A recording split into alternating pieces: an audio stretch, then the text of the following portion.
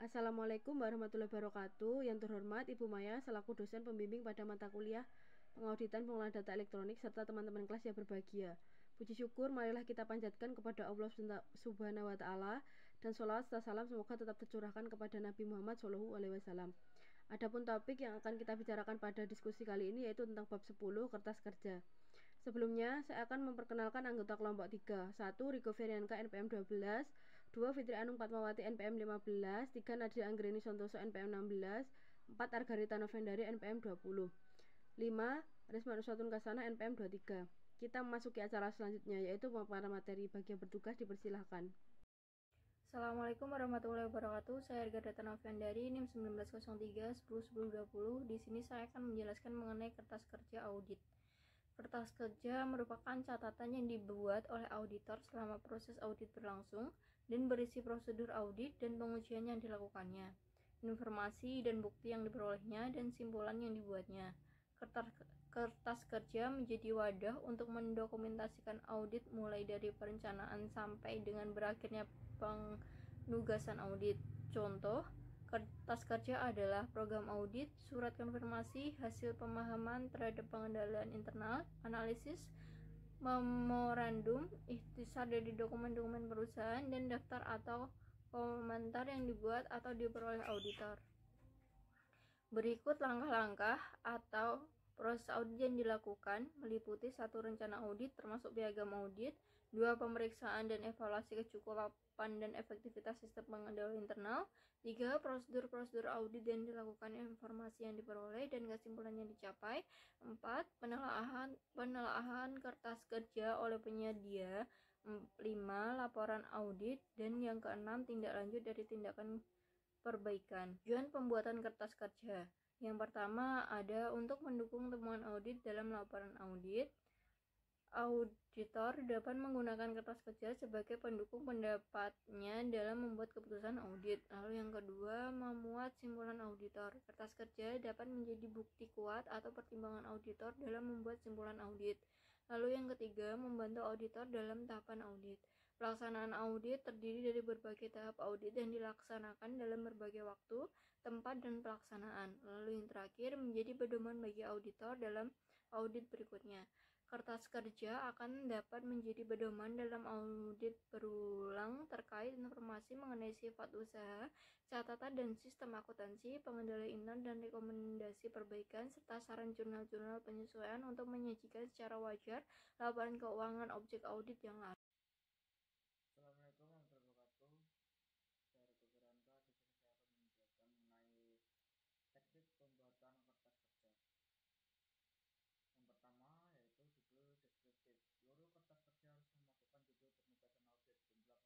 media yang membuat kertas kerja, tanggal penyiapan kertas kerja, sumber informasi dan tujuan kertas kerja.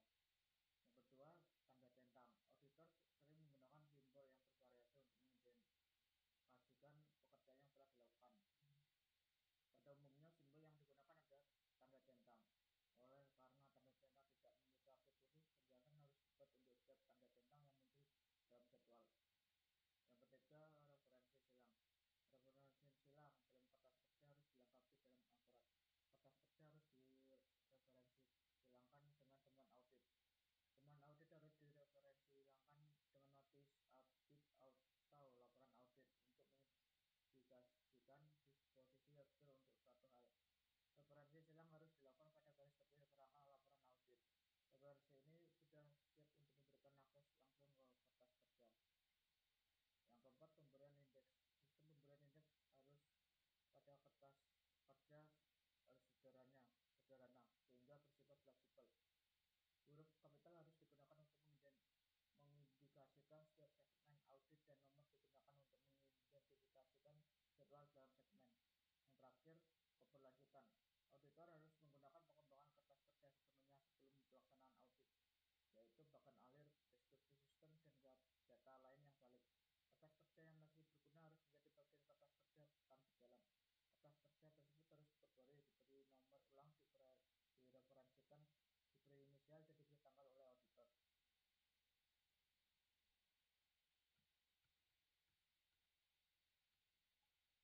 Jenis kertas kerja.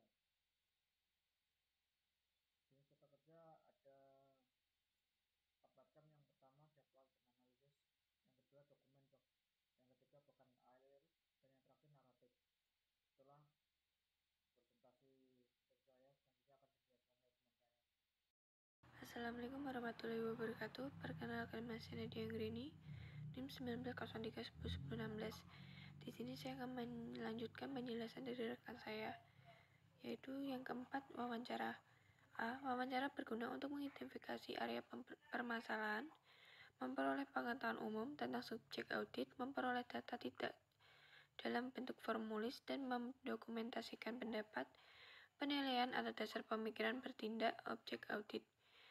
Kemudian B, persiapan wawancara. Untuk kertas kerja mempertimbangkan beberapa hal berikut, yakni untuk memasukkan nama dan jabatan posisi seluruh orang yang memberikan informasi tersebut, termasuk data yang diperoleh selama diskusi. Kemudian yang kelima, pengamatan yang digunakan sebagai dokumentasi pendukung biasanya harus memasukkan beberapa hal. Yang pertama, waktu dan tanggal pengamatan. Yang kedua, tempat pengamatan. Yang ketiga, orang atau pihak yang menemani auditor selama pengamatan. Yang keempat, hal-hal yang diamati. Ketika menggunakan pengujian, kertas kerja harus memasukkan pilihan sampel dan dasar sampel.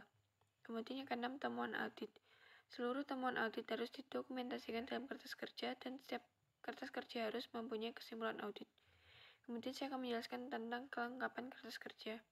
Indikator kelengkapan kertas kerja tersebut dijelaskan sebagai berikut. Yang pertama, kertas kerja harus akurat dan lengkap. A. Tidak dapat pertanyaan signifikan dalam lingkup atau yang berhubungan dengan tujuan audit yang tidak dapat terjawab. B. Kertas kerja harus berdiri sendiri. Dalam hal ini harus dinyatakan secara jelas bahwa pekerjaan telah dilaksanakan, bagaimana dan dari mana. 2. Setiap bagian dari kertas kerja harus terdiri dari A. Gambar dan judul, B. Identifikasi sumber dengan jelas, C. Tanggal persiapan inisial auditor, D. Nomor indeks kertas kerja. Kemudian yang ketiga, kertas kerja harus kompeten, relevan, dan berguna untuk menyediakan dasar untuk temuan audit dan rekomendasi. A. Konsisten, rapi, dan tidak kacau. B. Hanya bagian yang penting saja yang dimasukkan. C. Diatur dalam model seragam.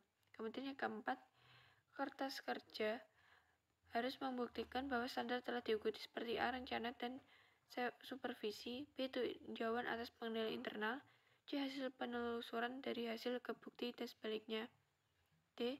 Bukti yang kompeten dan tidak kompeten. Sekian dari saya. Wassalamualaikum warahmatullahi wabarakatuh.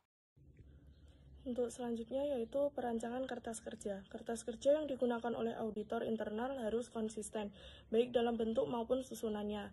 Karena kertas kerja merupakan dokumentasi atas audit yang dilakukan, maka kertas kerja harus mencakup pendokumentasian untuk setiap tahapan audit yang meliputi perencanaan, pelaksanaan, dan pelaporan. Berikut tahapan-tahapan yang dapat dilakukan dalam mendesain kertas kerja audit. Yang pertama yaitu menentukan indeks yang digunakan dalam kertas kerja. Dalam menentukan indeks, auditor dapat menetapkan indeks sesuai keinginan audit ataupun standar yang ditetapkan oleh instansi auditor. Buku ini memberikan contoh indeks yang dapat digunakan yaitu indeks R untuk tahap perencanaan, indeks L untuk tahap pelaksanaan, dan indeks P untuk tahap pelaporan. Untuk yang kedua yaitu membuat kertas kerja sesuai dengan indeks yang telah ditentukan. Setiap kertas kerja didesain agar sesuai dengan dan dapat mendokumentasikan setiap catatan atau hasil analisis sekaligus memberikan informasi yang mudah dipahami oleh pembacanya. Oleh karena itu, bentuk tiap kertas kerja mungkin berbeda, disesuaikan dengan kebutuhannya.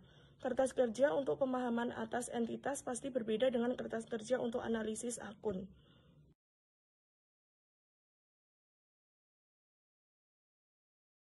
Untuk pemaparan materi yang terakhir akan saya jelaskan. Saya Risma Nuswatun Kasanah NIM 1903101023 akan memaparkan materi tentang arsip dan kepemilikan kertas kerja. Setelah proses audit selesai dilakukan, auditor dapat menyimpan atau memusnahkan kertas kerja audit. Bagian-bagian kertas kerja yang dinilai mengandung informasi atau dokumen yang akan terus digunakan di masa yang akan datang disebut dengan dokumen permanen. Sebaiknya disimpan ke dalam arsip pekerjaan audit agar dapat digunakan di kemudian hari. Sementara itu, bagian-bagian yang dinilai tidak mengandung dokumen permanen dapat dimusnahkan. Pemilihan dokumen permanen dan dokumen tidak permanen perlu diawasi dan disetujui oleh penyedia atau kepala SKI. Kertas kerja atau dokumen permanen yang disimpan oleh auditor dapat memiliki oleh SKAI atau manajemen organisasi tergantung dari kebijakan organisasi. Pernyataan kepemilikan atas kertas kerja dan dokumen permanen biasanya dinyatakan dalam piagam audit yang disusun oleh audit internal dan disahkan oleh manajemen puncak organisasi. Kerahasiaan kertas kerja dan pihak-pihak yang dapat mengaksesnya perlu ditetapkan dalam piagam audit. Misalnya, kertas kerja dapat diberikan kepada pengadilan atas permintaan pengadilan. Sekian pemaparan materi dari saya. Sekian pemaparan materi dari kelompok kami. Semoga pemaparan materi pada hari ini dapat bermanfaat. Kurang lebihnya kami mohon maaf. Wassalamualaikum warahmatullahi wabarakatuh.